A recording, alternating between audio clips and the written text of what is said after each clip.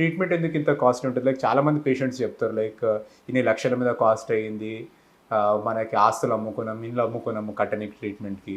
So, ఇంత costly ఎందుకు ఉంది? అంటే ఆ మనీ అంతా డాక్టర్స్ అందరూ తీసుకొని స్విస్ బ్యాంక్ అకౌంట్‌లలో ఏసుకుంటున్నారా? లేదంటే ఇంకేమైనా రీజన్స్ ఉన్నాయా దీని గురించి అనేసి will discuss first.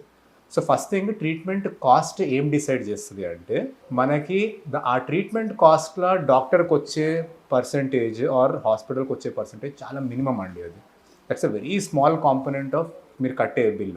So, first treatment ఎందుకు ఇంత కాస్ట్‌లీ ఉంటది అంటే, హాస్పిటల్ ఎస్టాబ్లిష్ చేయాలంటే ఎన్నో ఖర్చులుంటాయి దాంట్లో. ఒకటి ఎస్టాబ్లిష్‌మెంట్‌కి కాస్ట్ అంటే ఆ బిల్డింగ్‌కి, మనం కొనే ఎక్విప్‌మెంట్‌కి. మెనీ ఆఫ్ దెమ్ ఈ సీటీ స్కానర్స్, ఎంఆర్ఐస్, ఈ క్యాత్ ల్యాబ్ ఎక్విప్‌మెంట్ ఇవన్నీ they are in the crores. So, ఒక హాస్పిటల్ ఇనిషియల్లీ పెట్టాలి ఇన్వెస్ట్‌మెంట్ అంటే చాలా హై ఇన్వెస్ట్‌మెంట్ ఉంటది.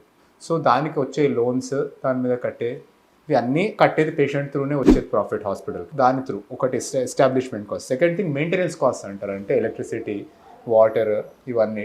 ప్లస్ మనకు అయ్యే డ్యామేజెస్‌కి, హాస్పిటల్ పే చేసే ఇన్సూరెన్సెస్‌కి ఇవన్నిటికి మనకు మెయింటెనెన్స్ కాస్ట్. దాని తర్వాత main most important thing rents and salaries అండి. సో, రెంట్స్ అనేవి సిటీలో చాలా ఎక్కువ ఉంటాయి. అండ్ అది ఒక హాస్పిటలా, మూవీ థియేటరా, హోటలా అనే దాన్ని బట్టి ఫరక్ పడదు.